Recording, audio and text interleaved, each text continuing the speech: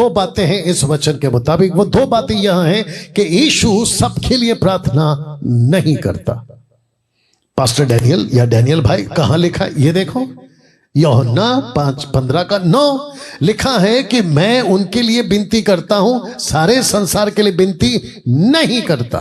और यहां पर क्या लिखा है कि मैंने तेरा वचन उन्हें पहुंचा दिया है और मैं विनती करता हूं कि तू उन्हें दुष्ट से बचा के रख। तो ये रहा पहला और ये रहा दूसरा। दुष्ट के लिखा है, दुष्ट सबके पीछे नहीं पड़ता।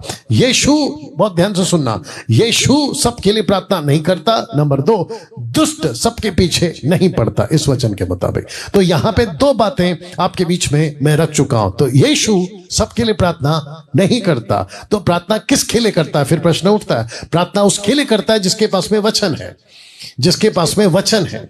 और दूसरा, दुष्ट सबके पीछे नहीं पड़ता, दुष्ट उसके पीछे पड़ता है जिसके पास में वचन है।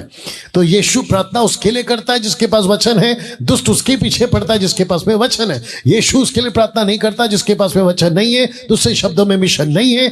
आपको याद है लूका की किताब उसका 14-25 में यीशु ने बड़े साफ शब्दों में कहा, और ये था यीशु का प्रचार, ये होता था यीशु का प्रचार करने का तरीका। यीशु ने साफ कहा, जिसको भी मेरे पीछे आना है वो अपना क्रूस उठाए, अपने आप को त्यागे, संसार को त्यागे, घर परिवार को त्यागे। दूसरे शब्दों में ये मेरा मतलब और यीशु का मतलब ये नहीं था कि सबको छोड़ दो, नहीं, बात कर रहा है लगाव का, बात हो रहा है सोल टाई का, बात हो रहा है प्राण बंधन का। आप खुद को बेच देते हो किसी के हाथ में और यीशु को कहते हैं कि हम सेवा नहीं करेंगे क्योंकि ये चीज नुकसान हो गया। ऐसी बातों को यीशु कह रहा है। ये होता था प्रचार। यीशु सबके लिए प्रार्थना नहीं करेगा। बहुत ध्यान से सुनिए, मैं इसको भी कह रहा हूं। यीशु उसी के लिए प्रार्थना करेगा जो अपना क्रूस उठाता है। यीशु उसी के लिए प्रार्थना करेगा जिसने अपना आपका त्याग किया है। यीशु उसी के लिए प्रार्थना करेगा जिसके पास में यीशु का वचन है। कैसा लगा? जाके आओ थोड़ा सा, या गो, नो प्रॉब्लम। दूसरा, दुष्ट ऐसे सेवक, ऐसे चर्च के मेंबर और ऐसे पास्टरों और ऐसे सदस्यों के पीछे नहीं पड़ता जिसने अपना क्रूस नहीं उठाया। जो संसारिक है दोस्त उसके पीछे नहीं पड़ता। लिखा है ना कि जो भक्ति के साथ जीवन बिताना चाहेंगे वो सताए जाएंगे। आप समझ गया? तो यहां पे क्या हो रहा है? लूसीफर कहता है, ओ डैनियल के पीछे लगो, डैनियल की बुराई करवाओ, डैनियल के पीछे कुत्ते दौड़ाओ, कुत्ते दौड़ाओ। कुछ कुत्ते मुंबई से भी भौंक रहे हैं लेकिन मेरा एक ही काम है, मैं अपनी गाड़ी की स्पीड बढ़ाऊंगा, मैं अपनी गाड़ी की स्पीड बढ़ाऊंगा। कुत्ते भौंके और भौंकने दो, हाथी चले बाजार, कुत्ते भौंके हजार। ये आप तो जानते ही हैं ना। मैं वापस कहता हूं कि यीशु सबके लिए प्रार्थना नहीं करता, बिब्लिकल है। दुष्ट यानी कि शैतान सबके पीछे नहीं पड़ता, ऑब्वियस है। आप लोग लॉजिक लगा सकते हैं, बात को समझने की कोशिश करें ना। दोस्तों यहां क्या हुआ था कि दुष्ट किसके पीछे पड़ गया? मत्ती 16:23 में आपको याद होगा, ये मैं सिखा चुका हूं इन सभी को ना। लिखा है कि फिर कर पतरस से कहा, हे शैतान। ये घटना क्या है दोस्तों? ये घटना क्या है? आप जानते हैं फिलिप्पी के देश में यीशु मसीह जब जा रहे थे तो अपने चेलों को पास बुलाकर उनसे पूछा कि लोग मुझे क्या कहते हैं। किसी ने कहा कि आप एलिया हैं, किसी ने कहा बैप्टिस्ट जॉन द बैप्टिस्ट हैं, किसी ने कहा यिर्मयाह हैं, किसी ने कहा प्रॉफिट में से एक है। यीशु ने पूछा तुम क्या कहते हो? पतरस का मुंह परमेश्वर की आत्मा ने खुलवाया या पिता परमेश्वर ने खुलवाया? और पतरस कहता है कि आप जीवते परमेश्वर के पुत्र मसीहा है। तो यीशु ने क्या कहा कि पतरस, ये मांस और लहू ने नहीं, मतलब तेरी बुद्धि ने नहीं, बल्कि मेरे पिता ने तुझ पे प्रकट किया। तो इसका मतलब है कि इस आदमी को परमेश्वर की आत्मा ने लीड किया था कि तुम बोलो। जब यीशु ये कह रहे थे कि मैं पकड़ाया जाऊंगा, मुझे सूली पे चढ़ाया जाएगा, तो आपको पता है ये वही पत्र था जिसने डांटा, कहा ऐसे कैसे हो सकता है, आपको कौन मार सकता है? तब यीशु कहता है, हे शैतान दूर हो। इसका मतलब है, आप देख लीजिएगा, दुष्ट किसके पीछे पड़ता है? दुष्ट उसके पीछे पड़ता है जिसके पास में वचन आया। तो जैसे ही पिता परमेश्वर ने पतरस को यूज किया, जैसे ही पतरस के पास में कोई अलौकिक बातें आ गई, जैसे ही पतरस के पास में मिशन की बातें आ गई, लूसीफर कहता है पकड़ो इसको। सी, लेकिन आपको पता है यीशु ने क्या कहा था पतरस के लिए? पतरस, मैंने तेरे लिए प्रार्थना किया। वाह, कैसा लग रहा है दोस्तों? लूका 22 अध्याय में याद होगा आपको, यीशु ने पतरस के लिए प्रार्थना किया था, इसलिए पतरस बच गया। वाह ना, फर्स्ट सेंचुरी का प्रचारक, 21st सेंचुरी का प्रचारक, इन दोनों में क्या अंतर है? क्योंकि मैं जो अभी बात कर रहा हूं मैं 21वीं सदी का हूं, लेकिन मेरी बातें पहली सदी की हैं। तो आप जो मुझे अभी सुन रहे हैं, मैं हूं 21 सदी में, जी रहा हूं 21 सदी में, लेकिन जो मिशन है ना वो पहली सदी का है, जो बातें हैं ना वो पहली सदी की है, जिसके चलते मैं आपके बीच में ये बातें रख रहा हूं। तो फर्स्ट सेंचुरी का प्रचारक, 21st सेंचुरी का प्रचारक, इन दोनों में क्या अंतर है? अंतर यह है कि फर्स्ट सेंचुरी मसीह की शिक्षाएं देता है, 21st सेंचुरी की मसीहत संस्था की शिक्षाएं देती है। मसीह की शिक्षाएं, संस्था की शिक्षाएं, ये फर्क है मेरे भाई, ये फर्क है मेरे भाई। क्या ये फर्क है मेरे भाई। आपका जो पास्टर है ना वो कहां वाला है, आपका जो ऑनलाइन प्रीचर है ना वो कहां वाला है, आपका जो टीचर है ना वो कहां वाला है, जरा पता लगाओ, जरा पता लगाओ। तो जिसके चलते संस्थाओं ने बेड़ा गर्क करके रखा हुआ है। बाइबल एक ही है, यीशु एक ही है, आत्मा एक ही है, मिशन एक ही है, लेकिन 3000 से भी ज्यादा संस्थाएं बीच में आ गई। और जिसके चलते हो क्या रहा है, संस्थाओं के चलते पास्टर चेंज, टीचिंग चेंज, सब चेंज।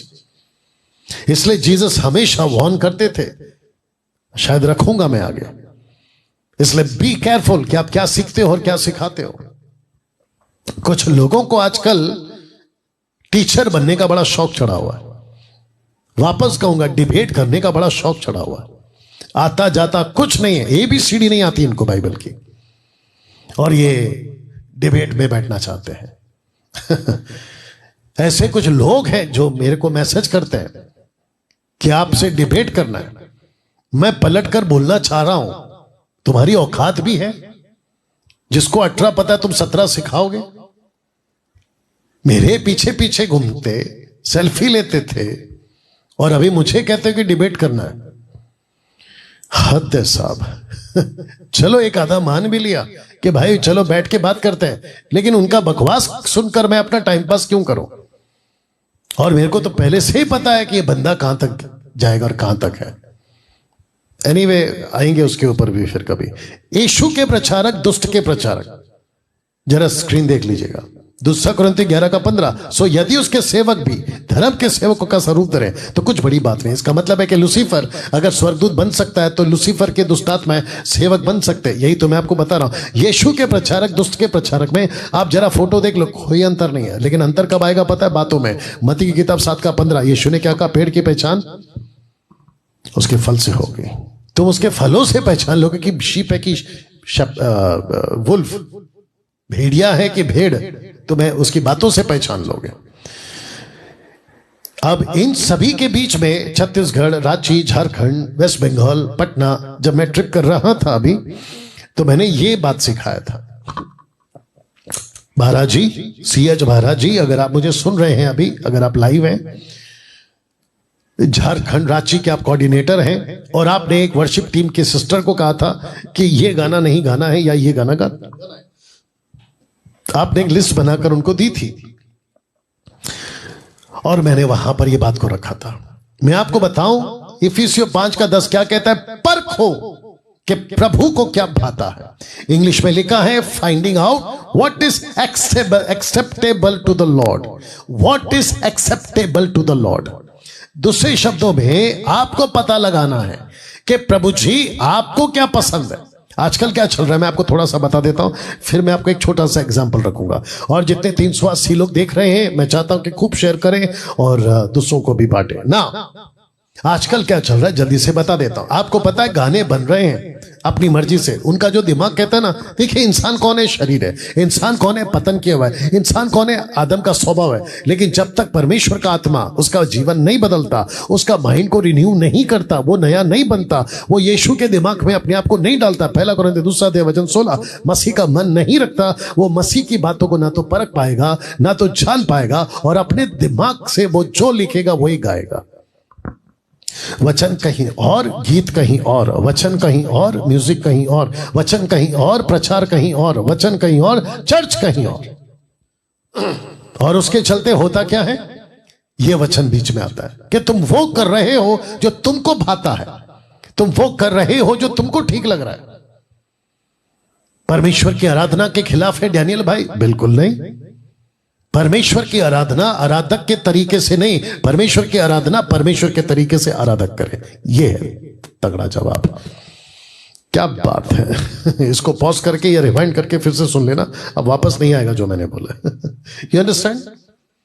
परमेश्वर को आपका कचरा वाला गाना नहीं चाहिए, मैं साफ बोल रहा हूं। परमेश्वर को आपका बकवास वाला म्यूजिक नहीं चाहिए। परमेश्वर को आपका बकवास वाला कॉन्सेप्ट थियोलॉजी नहीं चाहिए। या जो बोला हूं पहले हजम कर लो इसको, तब तक इसको पी ले रहे थोड़ा सा। डैनियल भाई, आप जब बात करते हैं तो एटीट्यूड दिखता है, तो दिखने दो। बात प्रभु की हो रही है, संसार की थोड़ी हो रही है। हम तो ऐसी बात करेंगे भाई। मैं तो खुल के बोलता हूं, देखना है तो देखो, नहीं देखना है तो मत देखो, सुनना है तो सुनो, नहीं सुनना है तो मत सुनो। या यू अंडरस्टैंड? या तो फिर से कहता हूं, ऐसा कोई गीत नहीं गाना जो आपको पसंद है, वो सब गीत गाना जो प्रभु को पसंद है। तब तो लिखा है ना, परखो कि प्रभु को क्या बात है, हाउ यू वर्शिप। तुम जब गीत गाते हो ना, तो उसके बोल कहां से लाते हो? कुछ गाने तो ऐसे हैं कि बड़ा गुस्सा आता है, बस इनको फेमस होना है। किसको? आजकल के वर्शिपरों को। सब नहीं, कुछ लोग तो हैं गड़बड़ वाले, कुछ अच्छे लोग भी हैं, ठीक है ना, वो बात अलग है। इनको फेमस होना है।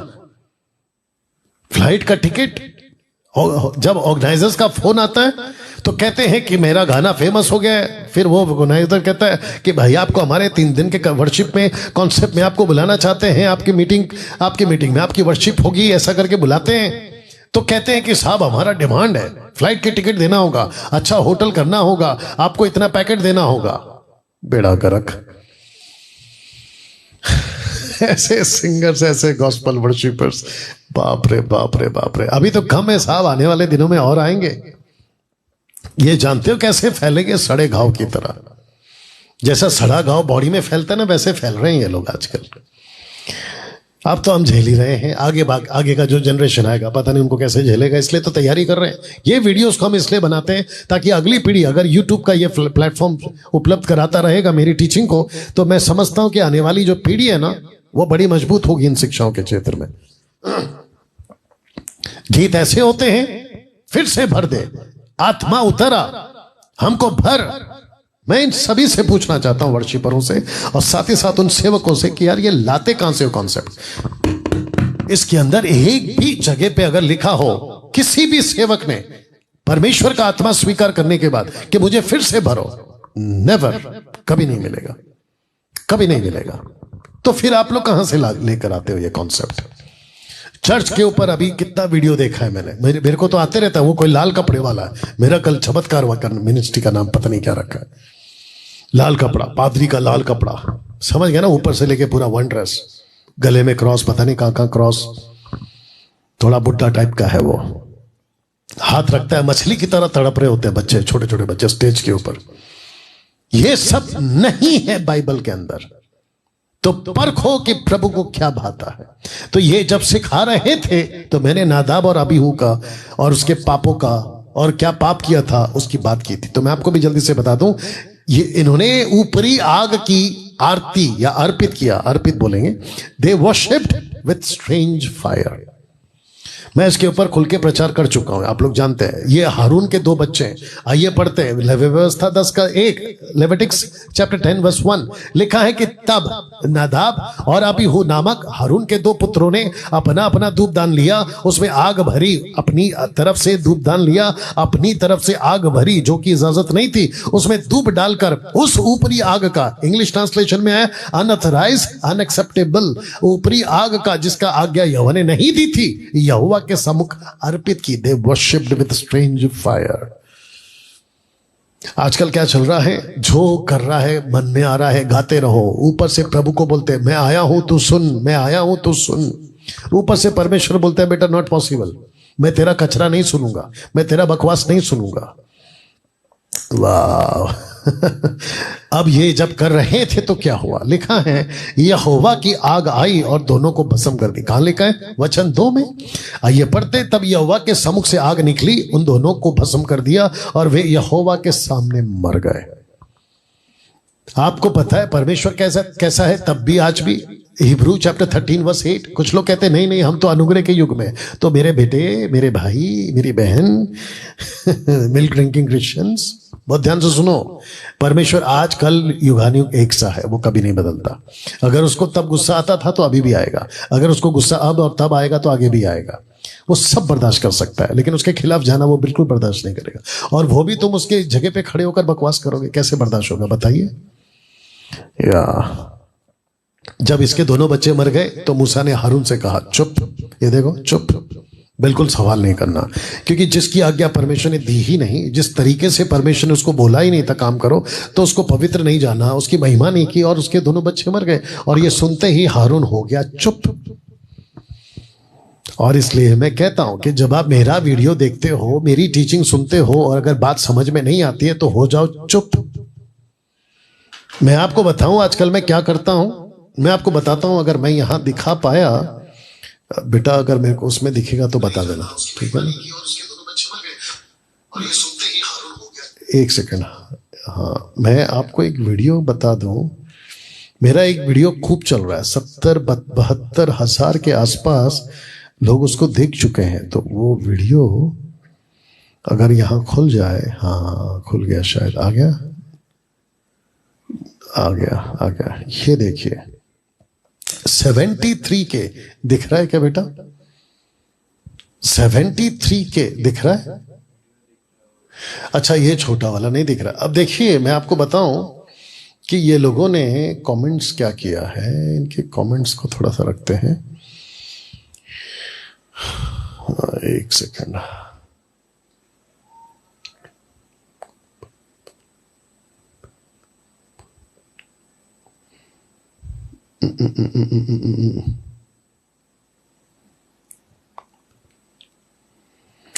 ये देखिए ऐसे कुछ जब ये आते हैं ना, क्या कहते हैं कमेंट्स, उसमें दिख रहा है बेटा? इट्स ओके छोड़ो। ये वीडियो मैं आपको थोड़ा सा प्ले कर, किसी चर्च में 2 बार, और जैसे हम लोग सीखते हैं सर कि ये हर मीटिंग्स में जैसे हम प्रभु के लोग अगर इकट्ठे होते हैं तो हमें लेना चाहिए, तो कौन सा सही है सर? प्रभु भोज जैसे चर्चेस कब लेना? हाँ तो प्रभु बोझ कब लेना चाहिए, ये क्वेश्चन पूछा गया था एक बहन के द्वारा अंबिकापुर में, ठीक है ना। मैंने इसके ऊपर जवाब दिया। अब आपको मैं बताऊं दोस्तों, 73K यानी कि मात्र एक हफ्ते के अंदर 80,000 के आसपास अब ये पहुंच जाएगा वीडियो। इतना वायरल हो रहा है। वायरल क्यों हो रहा है मुझे नहीं पता, और इसको कौन कर रहा है मैं नहीं जानता। अगर सब जगह पहुंच रहा है, लोग सीखना चाह रहे हैं तो बड़ी अच्छी बात है। लेकिन कुछ कमेंट्स ऐसे आते हैं ना, कहते हैं we are not agree, wrong teaching, हम एक्सेप्ट नहीं करते कि बपतिस्मा के पहले प्रभु बोझ कैसे दे दिया, ये सारी चीजें, ठीक है ना। तो मैं उन लोगों को कहना चाहता हूं, और साथ ही साथ जो आज का वीडियो देख रहे हैं मैं उनको भी कहना चाहता हूं, अगर बात समझ में नहीं आ रही है आपको, मेरी टीचिंग से आप सहमत नहीं है, तो यार चुप रहो। ये देखो चुप रहो। आप जब कमेंट्स करने के लिए उंगलियां चलाते हैं ना, तो आपको लगता होगा कि कमेंट्स करके हम डैनियल राज को सुधार देंगे, तो बेटा भूल जा। अच्छे नहीं कर सके तू क्या करेगा? You understand? नहीं कर सकते मेरे दोस्त, क्योंकि तुमको लग रहा है कि ये मैं अपनी तरफ से बात कर रहा हूं। मैं अपनी तरफ से बात ही नहीं करता कभी, खास करके 2020 से तो मैं कर ही नहीं रहा। परमेश्वर का आत्मा है जो चला रहा है, परमेश्वर का आत्मा है जो मुझे कहता है कि ये बातें रख डैनियल, क्योंकि चीजें बहुत बिगड़ गई हैं। तो आप लोगों को लगता होगा ना कि आपके कमेंट से मैं सुधर जाऊंगा, या वीडियो बनाना बंद कर दूंगा, या मैं स्टेटमेंट चेंज कर दूंगा, या तुम्हारी जो उल्टी सीधी जो कमेंट्स होती है उसके देखकर मेरे पे असर पड़ेगा। नहीं पड़ेगा मेरे दोस्त, बिल्कुल नहीं पड़ेगा। तो उससे बेहतर है कि ब्लॉक होने के बजाय आपको मैं ब्लॉक करूं, आपके वीडियोस को मैं, माफ करना, कमेंट्स को मैं डिलीट करूं, उससे बेहतर है आपको भी काम नहीं दूं, आप भी अपना काम मत करो, मुझे भी बिजी मत रखो। सीधा है, चुप रहो। पसंद आता है लो, नहीं पसंद आता है किसी और को देखो। मैंने बांध के थोड़ी रखा है कि मुझे ही देखना है। हाँ देखिए दिक्कत क्या होता है पता है? सबसे ज्यादा दिक्कत किसको होती है, और सबसे ज्यादा दिखता कौन है मार्केट में, और सबसे ज्यादा बदनाम कौन होता है, और सबसे ज्यादा गंदा कौन होता है? जिसने कचरा फैलाया वो नहीं, जो कचरा साफ करने आता है ना वो। अब आप लोग समझ गए होंगे। दिमाग में बहुत कुछ आ रहा है ना। एक सच्चाई, वो सच्चाई क्या थी जो मैंने सिखाई थी? We live in a fallen world. मैं इसका हिंदी ट्रांसलेशन रख देता। मनुष्य जी रहा है पतन किए हुए दुनिया में, will live in a fallen world. और ये वो व्यक्ति है जिसको कहते हैं इब्लीस, ये वो व्यक्ति जिसको कहते हैं शैतान, ये वो व्यक्ति है जिसको कहते हैं पुराना सांप। और इसका एक ही मकसद है, दुनिया को बिगाड़ो, मसीह के देह में फूट डालो, इनके टीचिंग में विभाजन डालो, आपस में गड़बड़ियां करवा दो। ये मकसद है साहब इस व्यक्ति का। ये एक सच्चाई है। दूसरी सच्चाई क्या है? दूसरी सच्चाई है, चित्र भी देख लीजिएगा। दूसरी सच्चाई है, God has a plan for fallen world. परमेश्वर के पास पतन की हुई दुनिया के लिए योजना है, और वो योजना यह है, उसका बेटा, और जो बनकर आया था जगत में मेमना, लैम्ब। प्रकाशित वाक्य 13:8, रेवलेशन चैप्टर 13 वर्स 8 लिखा है, जो जगत की उत्पत्ति के समय से घात हुआ था, the lamb who was slain from the foundation of the world. The lamb who was slain from the foundation of the world. ये वो लैम्ब, ये वो मेमना है जो जगत की उत्पत्ति के समय से घात हुआ था ना। कंट्रोवर्शियल हो सकता है, किसी को पसंद नहीं आए, वो भी हो सकता है। मेरे हिंदू भाई और भी कुछ ग्रुप्स हैं, उनको बुरा लग सकता है, मैं कुछ नहीं कर सकता। सत्य सत्य है, आपके हिसाब से आपका सत्य है, मेरे हिसाब से मेरा सत्य है। चुपचाप सुन लीजिए, जैसे हम आपके लिए सुनते हैं, चुपचाप रहते हैं, वैसे आप भी चुपचाप रहिए, मत करिए, ठीक है ना। कुछ ग्रुप्स है, कहते हैं कि हमारा वाला सनातन है। तो फिर ये क्या है? लिखा है कि यीशु मसीह सलीब पर, यीशु मसीह क्रूस पर तब मरा जब पृथ्वी का फाउंडेशन तक नहीं डाला गया था। The lamb who was slain from the foundation of the world. ये वो मेमना है जो आपकी पृथ्वी की फाउंडेशन नहीं गिरी थी, पृथ्वी तक नहीं बनी थी। अर्थ, जुपिटर, वीनस, अर्थ, समझ रहे हो ना? सोलर सिस्टम में आपका अर्थ ये नहीं बना था साहब, तब यीशु क्रूस पे मरा था।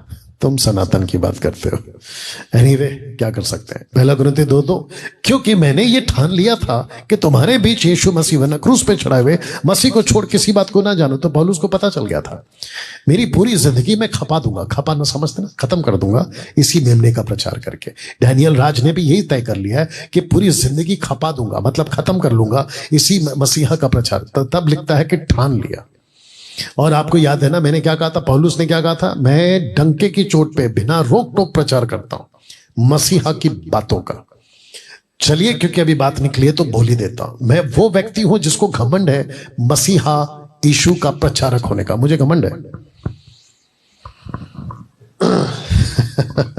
टाटा, बिरला, अंबानी, उनको घमंड है ना कि हमारे पास इतना पैसा है। जितने बॉडी बिल्डर्स है ना, उनको घमंड है ना हमारे पास इतनी ताकत है।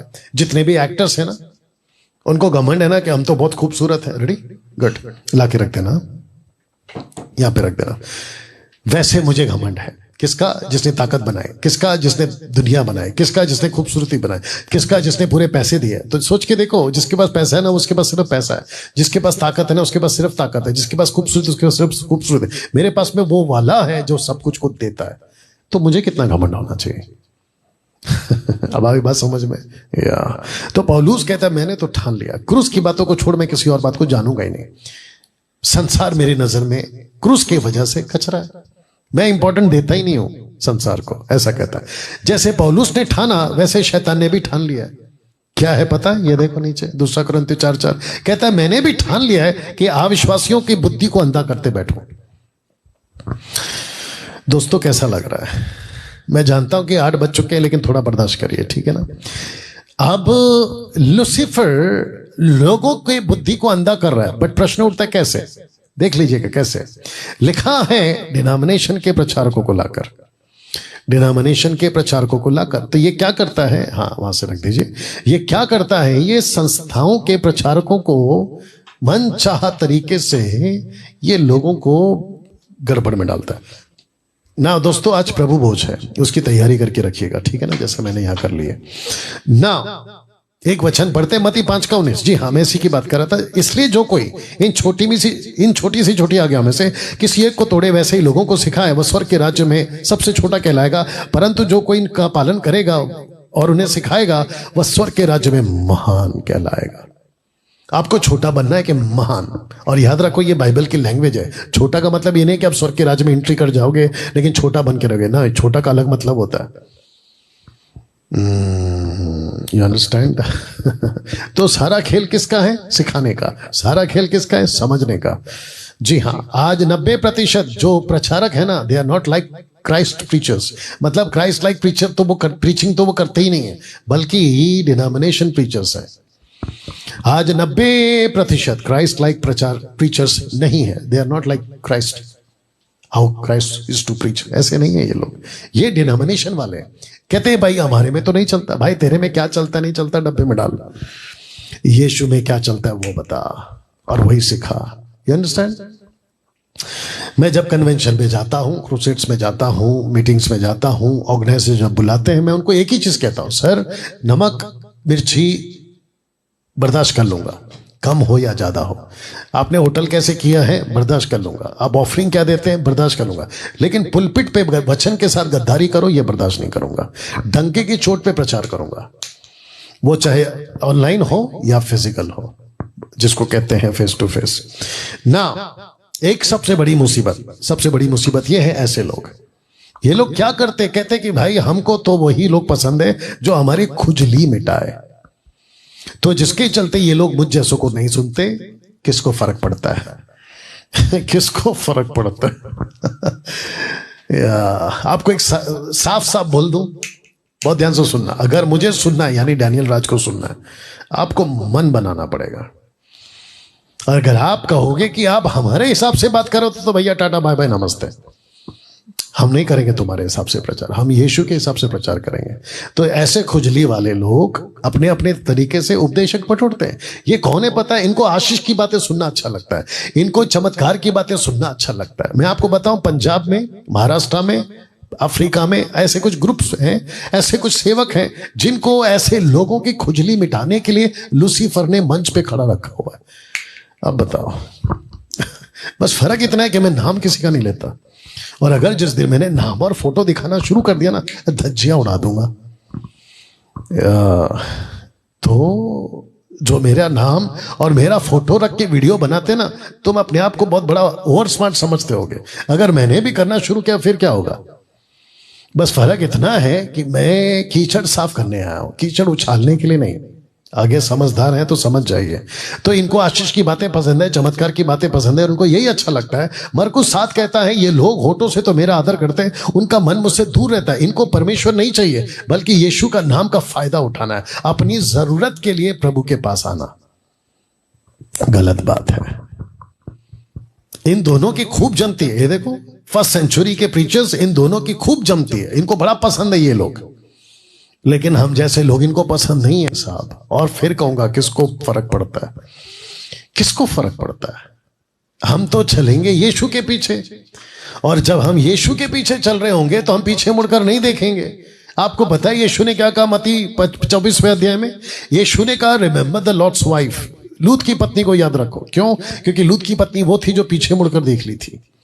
आज बहुत सारे लोग आगे तो चल रहे यीशु के, लेकिन पीछे मुड़ के देखना चाहते कि कौन कौन मेरा साथ दे रहा है। पागल। पीछे मुड़कर नहीं देखना, सिर्फ आगे चलो ना। मैं एक एक स्टेप कंप्लीट करते जा रहा हूं, क्योंकि जो मैंने सीखा है, हर मसीह को ये 3 बातें, जिसको कहते हैं बुनियादी बातें, पता होनी चाहिए, जो कि मैं बता चुका हूं। पिता परमेश्वर क्या चाहता है, पुत्र परमेश्वर क्या चाहता है, पवित्र आत्मा परमेश्वर क्या चाहता है। अगर ये तीनों का आपको पता नहीं है तो फिर आप कंफ्यूजन में आ जाओगे। पिता परमेश्वर चाहता है, लिखा है कि उस बादल में से ये शब्द निकला कि मेरा प्रिय पुत्र है, मेरा चुना हुआ है, इसकी सुनो। पिता चाहता है कि हम पुत्र की सुने। दूसरा, पिता चाहता है कि हम पुत्र की सेवा करें, और जब पुत्र की सेवा करेंगे तो पिता उसका आदर करेगा। कैसा लगा? पुत्र क्या चाहता है? पुत्र चाहता है कि पिता के लिए तुम फल लाओ। मैं बता रहा था कि फल लाने का मतलब क्या होता है? परमेश्वर का काम करो, आत्माओं को जीतो, डिसाइपल बनाओ। पवित्र आत्मा क्या चाहता है? पवित्र आत्मा चाहता है कि तुम लोगों को समझाओ, उनको स्टडी दो, उनको एजुकेट करो। मैं यहां था, कहां था? गौतम जी के पास में था, मेदिनीपुर, वेस्ट बंगाल में। मैं वहां पे था, तो वहां पे एक व्यक्ति मुझे मिलने आया।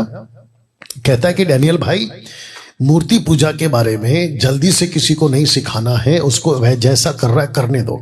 आपका क्या कहना है? मैंने बोला यस, हम भी नहीं सिखाते जल्दी से, लेकिन एजुकेट करना हमारा काम है। आजकल पवित्र आत्मा क्या चाहता है वो नहीं समझाना चाहते, उनको क्या फील होता है वो सिखाना चाहते। तो मैं आपको बताऊं कि ये जितने भी भावना में बहने वाले सेवक है ना, इनसे बच के रहो, भावुक सेवक से बच के रहो। Let me repeat this again, emotional जो प्रीचर्स होते हैं ना, उनसे बच के रहो। आपको पता है जो इमोशनल प्रीचर्स होते हैं, भावुक प्रीचर्स, ये जब भीड़ को देखते हैं ना तो भावुक हो जाते हैं, ये जब किसी को देखते हैं ना तो भावुक हो जाते हैं, और इनको ऐसा लगता है कि नहीं यार, है ना, इसको ये डायरेक्ट बोलना गलत है। यीशु कहता है कि जो गलत को सही, सही को गलत बोले उसके ऊपर श्राप। जो लिखा है उसके हिसाब से प्रचार करो, भावुक होकर प्रचार मत करो। और आपको पता है जो भावनाएं है ना वो कभी इधर तो कभी उधर हो जाती है। ओके, दे दो या। तो जिसके चलते मैं समझता हूं कि भावुक लोगों से बच के रहो, भावुक लोगों से बच के रहो। और मैं तो भैया इनको ऐसे पकड़ लेता हूं, भावनाओं में वाले को। ऐसे भावुक होते हैं, प्रभु आपसे प्यार करता है, ऑफ कोर्स प्रभु आपसे प्यार करता है। सच्चाई अलग है, प्यार अलग है, पाप अलग है, प्यार अलग है। या कैसे साबित होता है कि पवित्र आत्मा समझा रहा है? ये जो दो चित्र देखो, फिलिप ने खोजा को समझाया, स्टीफन ने यहूदियों को समझाया, और अब आत्मा से भरी कलीसिया क्या करती है? लिखा है आत्मा से भरी कलीसिया परखती है, परखती है, परखती है। कहां लिखा है? पहला यूहन्ना 4 का, हे प्रियो, हर एक आत्मा की प्रतीति ना करो, वरना आत्मा को परखो कि वे परमेश्वर के ओर से हैं कि नहीं, क्योंकि बहुत से झूठे भविष्यवक्ता जगत में निकल खड़े हुए हैं। अब इसको पढ़िएगा, पहला तिमोथी 4 का 1 में, परंतु आत्मा स्पष्टता से कहता है कि आने वाली समय में कितने लोग बरबाने वाली आत्मा, दुष्ट आत्माओं की शिक्षाओं में मन लगाकर विश्वास से बहक जाएंगे, विश्वास से बहक जाएंगे ना। दोस्तों, मजदूर छरवा, मालिक छरवा, ये दो टाइप के छरवा आज हमारे मसीह मार्केट में घूम रहे हैं। तो जिसके चलते मैं समझता हूं कि अगले हफ्ते मैं यहां से कंटिन्यू करूंगा और आप लोगों को बताऊंगा। चलिए, आशा करता हूं कि आप लोग ये समझे हैं। प्रभु भोज में जाएंगे। फिर से कहता हूं, आपका उद्धार हो गया है। जिस क्षण, जिस पल आप यीशु को अपना प्रभु स्वीकार करते हैं अपनी जबान से और अपने मन से, रोमन्स चैप्टर 9 वर्स 10 ऑनवर्ड्स, जैसे ही आपने कहा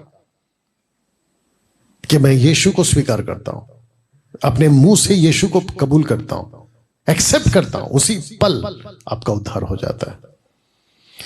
डैनियल भाई, मेरा उद्धार हुए 1 हफ्ता हो गया, मेरा उद्धार हुए 2 हफ्ता हो गया, लेकिन चर्च में प्रभु भोज बट रहा था, तो क्या मैं किसी कोने में चुपचाप खड़ा रहूं क्योंकि मेरा बपतिस्मा नहीं हुआ? और वो जो पास्टर है मुझे कहता है कि जब तक बपतिस्मा नहीं लोगे तुम प्रभु भोज को हाथ नहीं लगा सकते।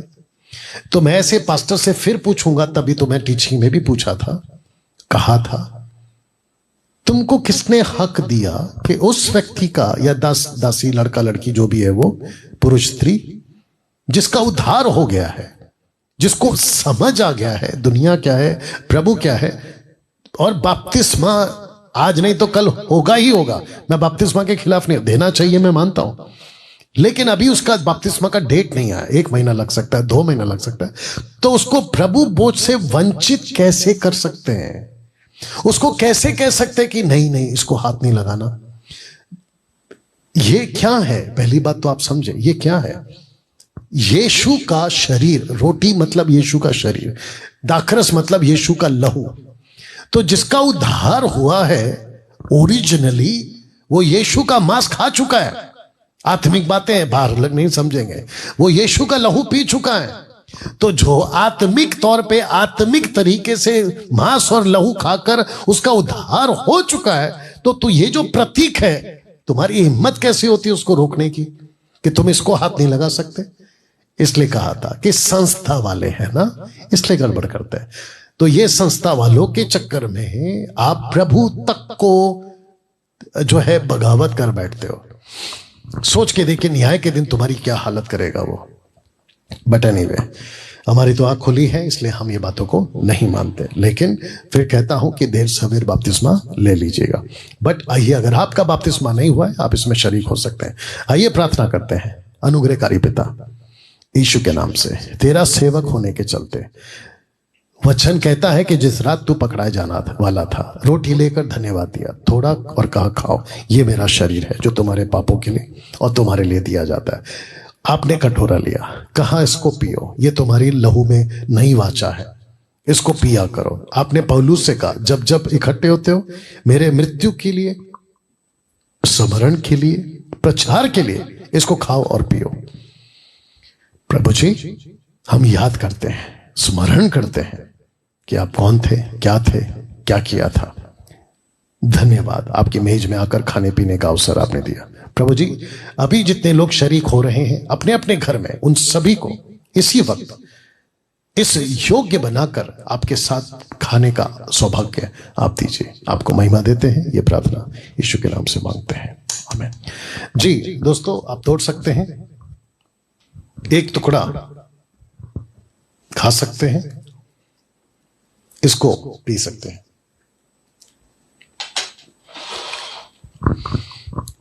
या आशा करता हूं कि आपका हो चुका है। आइए प्रार्थना करते हैं। अनुग्रहकारी पिता, यीशु के नाम से मैं आपको धन्यवाद देता हूं। जानता हूं आज बहुत सारे लोगों से आपने बात किया और अभी जो जो बातें लोगों ने सुनी है उन सभी के जीवन में आपने अद्भुत काम किया है। आपको महिमा देता हूं, स्तुति देता हूं। ये प्रार्थना यीशु के नाम से मांगता हूं, आमीन। चलिए दोस्तों, मिलते हैं अगले हफ्ते और बस प्रभु के साथ बने रहें। वीडियो को खूब शेयर करें। बीच में अगर मैं लाइव आता हूं तो मेरे साथ कनेक्ट हो।